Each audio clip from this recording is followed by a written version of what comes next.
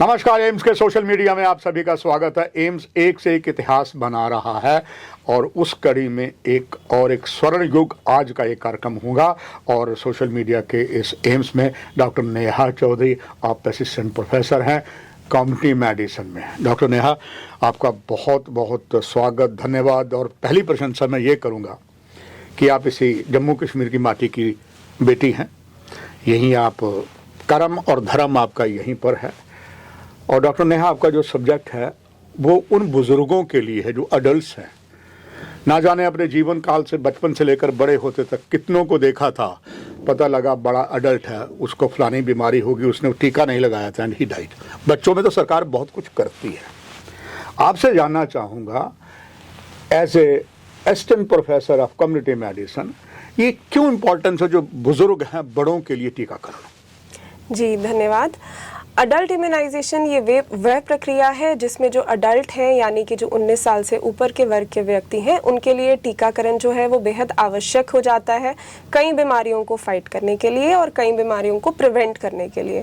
अब ये जो टीकाकरण जैसे कि हम बात कर रहे हैं ये बहुत सारी चीज़ों पर डिपेंड करता है कि किस कंडीशंस में हम कोई पर्टिकुलर जो इम्यूनाइजेशन है वो ग्रहण कर सकते हैं।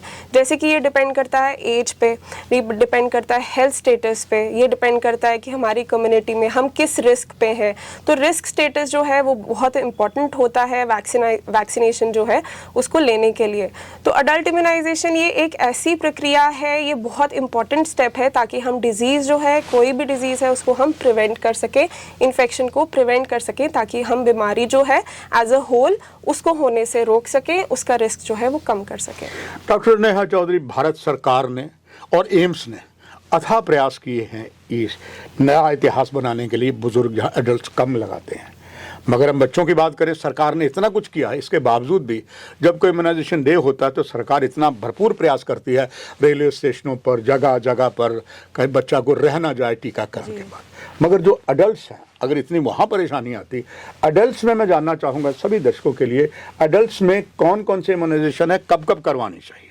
जी, तो जैसे गवर्नमेंट ऑफ इंडिया ने 1978 में EPI यानी एक्सपैंडेड प्रोग्राम ऑन इम्यूनाइजेशन जो है वो लॉन्च किया था अगेंस्ट 6 वैक्सीन प्रिवेंटेबल डिजीजेस।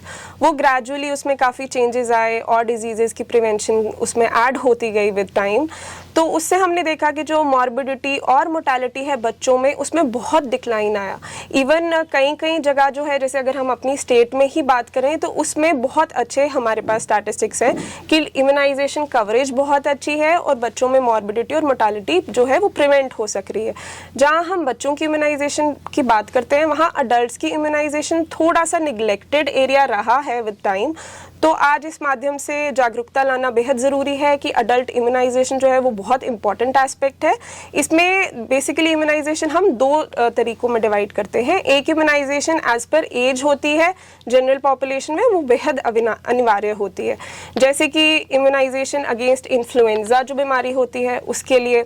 दूसरी इम्यूनाइजेशन हमारी निमोकोकल वैक्सीन के लिए होती है, हर्पीज जोस्टर वैक्सीन के लिए होती है। ह्यूमन पैपिलोमा वायरस जो वैक्सीन है against the prevention of cervical cancers, उसके लिए जनरल पॉपुलेशन में बहुत ज़रूरी है। और दूसरा वर्ग जो आता है high risk individuals. High risk individuals बहुत सारी कंडीशंस में हाई रिस्क जो स्टेटस जो होता है वो बन जाता है, जैसे कि अगर आपके फैमिली में कोई ऑलरेडी हेपेटाइटिस बी का पेशेंट है, आप उसके केयर टेकर हैं, आप केयर प्रोवाइडर हैं उनके, तो उसमें बेहद अनिवार्य है कि आप हेपेटाइटिस बी वैक्सीन जो है वो ग्रहण करें। दूसरा, अगर इम्यून स्टेटस जो है वो डिक्लाइन कर गया है, जैसे कि विद एज जो डिक्लाइन कर जाता है, या फिर कई बीमारियां हैं जैसे chronic liver disease, chronic kidney disease, उसमें बेहद आवश्यक हो जाता है हेपेटाइटिस बी वैक्सीन जो है उसको लगाना। दूसरी हाई रिस्क इंडिविजुअल जैसे कि हेपेटाइटिस ए वैक्सीन जो है वो रेकमेंडेड है जो फूड हैंडलर्स होते हैं उनके लिए, जो प्रिजन इनमेट्स होते हैं उनके लिए वो बहुत इंपॉर्टेंट है। वैसे ही हाई रिस्क वैक्सीन जैसे कि रेबीज, ह्यूमन रेबीज वायरस को जो प्रिवेंट करती है वो 2 पार्ट्स में हम लगा सकते हैं। एक प्री एक्सपोजर प्रोफिलैक्सिस होती है यानी कि बाइट होने से एक्सपोजर से पहले, जो कि हाई रिस्क एरियाज जैसे कि वेटनेरियंस हो गए, जैसे कि जो लोग एनिमल कैचर्स होते हैं या फॉरेस्ट में काम करते हैं या फिर जू कीपर्स होते हैं, उनके लिए बहुत इंपॉर्टेंट हो जाता है कि वो प्री एक्सपोजर प्रोफिलैक्सिस लें। दूसरा पोस्ट एक्सपोजर प्रोफिलैक्सिस, यानी कि एक्सपोजर के बाद, जैसे बाइट अगर केसेस हो गए या आप कॉन्टैक्ट में आ गए हैं एनिमल के, किसी भी रैबिड एनिमल जैसे कि डॉग्स हो गए, जिकॉल हो गया या फिर मंकीज हो गए और इत्यादि, तो इसमें बेहद इंपॉर्टेंट है कि पोस्ट एक्सपोजर प्रोफिलैक्सिस जो है रेबीज वैक्सीन की वो ली जाए। तो ये जो कुछ वैक्सीन हैं, प्लस ट्रैवलर्स जो होते हैं, जैसे कि आज के टाइम में जैसे हम पहले ज़माने में सुनते थे कि जो एक बीमारी है वो दुनिया के एक कोने में सीमित रहती है, लेकिन आज के टाइम पे वैसा नहीं है। ट्रैवल इतना ज़्यादा बढ़ गया है कि जो हमारी कनेक्टिविटी है वो दो एक्सट्रीम कोनों में दुनिया के जो है वो पास ले आई है। तो वैसे ये जो बीमारियां भी जो हैं, इन्फेक्शंस भी हैं, वो भी आपस में एक जगह से दूसरी जगह में स्प्रेड उनका काफ़ी इजी हो गया है। इसलिए बहुत इंपॉर्टेंट होता है कि अगर हम कोई सी ऐसी कंट्री में ट्रैवल कर रहे हैं जहां पर कि डिजीज़ जो है एंडेमिक है, यानी टाइम टू टाइम केसेस जो हैं डिजीज़ के वहाँ आ रहे हैं। जैसे कि अगर हम पोलियो की बात करें तो पोलियो अभी भी पूरी दुनिया में 2 कंट्रीज़ में है।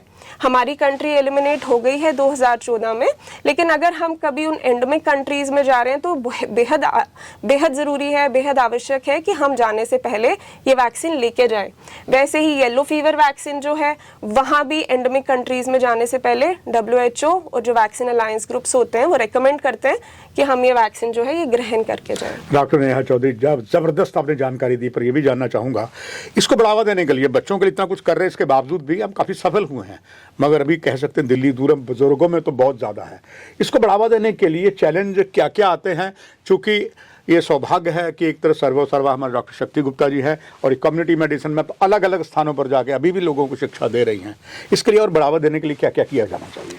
इसको बढ़ावा देने के लिए और हमें बेहद ज़रूरी है कि हम लोगों में अवेयरनेस लाएं, और खाली लोग ही नहीं, जितने भी हेल्थ केयर प्रोवाइडर्स हैं, बहुत इंपॉर्टेंट हो जाता है कि अगर पेशेंट हेल्थ फैसिलिटी में आ रहे हैं तो उनको अवेयर करा जाए कि अगर जैसे कि निमोकोकल वैक्सीन है तो निमोकोकल वैक्सीन बहुत ज़रूरी है कि 65 ईयर्स से ऊपर जितने भी इंडिविजुअल्स हैं वो लगाएं।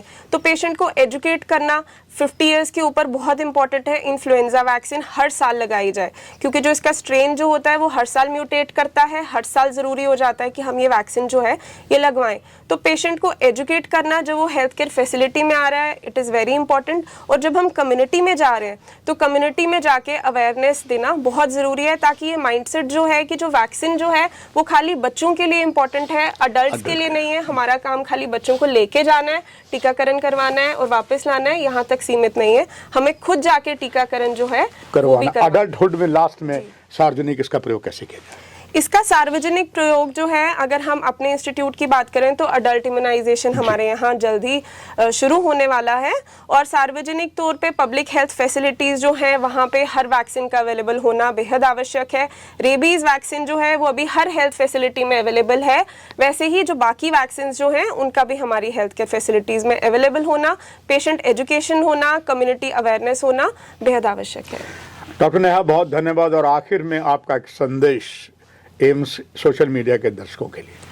इस चैनल के माध्यम से मेरा ये संदेश है कि अडल्ट इम्यूनाइजेशन एक बहुत इम्पॉर्टेंट प्रक्रिया है हर वर्ग के जो अडल्ट्स हैं उनके लिए, ताकि हम ये इम्यूनाइजेशन आप आज ही अपने हेल्थ के प्रोवाइडर्स जो हैं उनसे संपर्क करें, आपकी एज स्पेसिफिक, आपके रिस्क स्पेसिफिक जो इम्यूनाइजेशन है वो करवाएं, अपने वेलबींग के लिए, अपने परिवार, अपने परिजनों की वेलबींग के लिए, ताकि क्वालिटी ऑफ लाइफ जो हमारी है उसमें किसी प्रकार का घाटा किसी भी स्टेज ऑफ लाइफ में ना आए। धन्यवाद। यही कार्यक्रम की समाप्ति। नमस्कार।